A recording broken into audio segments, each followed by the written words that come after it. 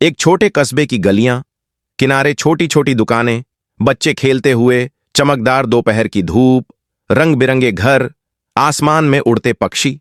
12 साल का शर्मीला लड़का आरव स्कूल बैग लेकर अकेले चलता हुआ, हल्के नीले रंग की स्कूल यूनिफॉर्म पहने, चेहरे पर सोचमग्न भाव। आरव जाते समय एक म्याऊं की आवाज सुनते हैं तो आसपास देख रहा है। पास में कूड़े का ढेर, बिखरे कागज और डिब्बे। ढेर के पास एक छोटी सफेद बिल्ली हल्के से कांपते हुए बैठी, एक आंख के ऊपर हल्की चोट, डरी हुई बड़ी बड़ी आंखें, धूप में उसके फर चमक रहा है। आरव घुटनों के बल बैठता है और स्कूल बैग खोलकर टिफिन से बचा हुआ दूध एक छोटे बर्तन में डाल देता है, चेहरे पर कोमल और देखभाल भरा भाव। बिल्ली डरते डरते उसे देख रही है। बिल्ली धीरे धीरे दूध के बर्तन के पास आती हुई सूंघ कर पीना शुरू करती है। आरव मुस्कुराते हुए देख रहा है। आरव जमीन पर बैठकर बिल्ली को प्यार से सहलाते हुए मुस्कुराकर कह रहा है, तुम्हारा नाम चांदनी होगा। बिल्ली मासूम नजरों से ऊपर देख रही है। आरव अपनी बाहों में चांदनी को लेकर अपने घर के अंदर आता है। दरवाजे पर खड़ी मां थोड़ी चिंतित नजर से देख रही हैं। चिंतित होकर कह रही हैं, बेटा, पालतू जानवर की जिम्मेदारी आसान नहीं होती। चांदनी मां के पैरों से सिर रगड़ रही है। मां का चेहरा पिघलकर मुस्कान में बदल जाता है। पास खड़ा आरव खुश नजरों से देख रहा है। सोफे पर आराम से बैठी चांदनी, बगल में बैठा मुस्कुराता आरव। स्कूल यूनिफॉर्म में आरव घर लौटता है। दरवाजे पर खड़ी चांदनी खुशी से ऊपर देख रही है। आरव झुककर उसे उठाता है और फिर आरव किताबों के साथ पढ़ाई कर रहा है। चांदनी किताब के ऊपर बैठी शरारत कर रही है। आरव मुस्कुराकर उसे हटाता है। आरव कंबल में आराम से सो रहा है। पास गोल होकर सोई चांदनी।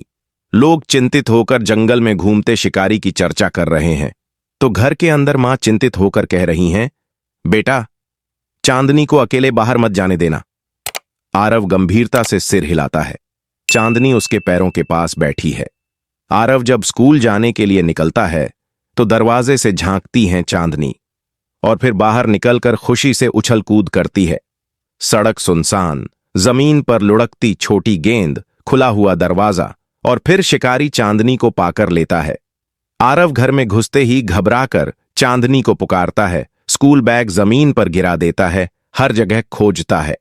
आरव भागते हुए पड़ोसियों से पूछ रहा है। लोग सिर हिलाकर मना कर रहे हैं। फिर रात को हाथ में टॉर्च लेकर जंगल में जाता है। ऊंचे ऊंचे अंधेरे पेड़, पत्तों की सरसराहट, जमीन पर हल्का धुंध। टॉर्च की रोशनी अंधेरे को चीर रही है। आरव रुककर ध्यान से सुन रहा है। टॉर्च की रोशनी घनी झाड़ियों पर पड़ रही है। पत्तियां हल्के से हिल रही हैं।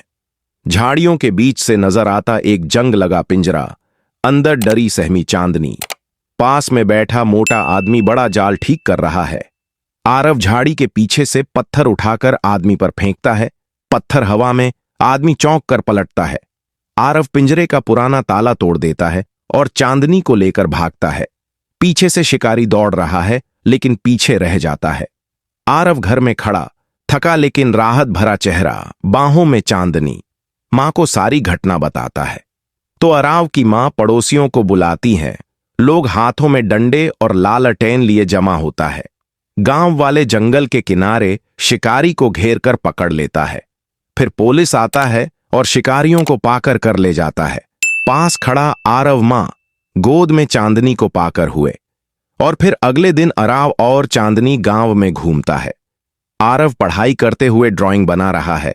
पास में आराम से बैठी चांदनी। कहानी यहीं पे खत्म होती है।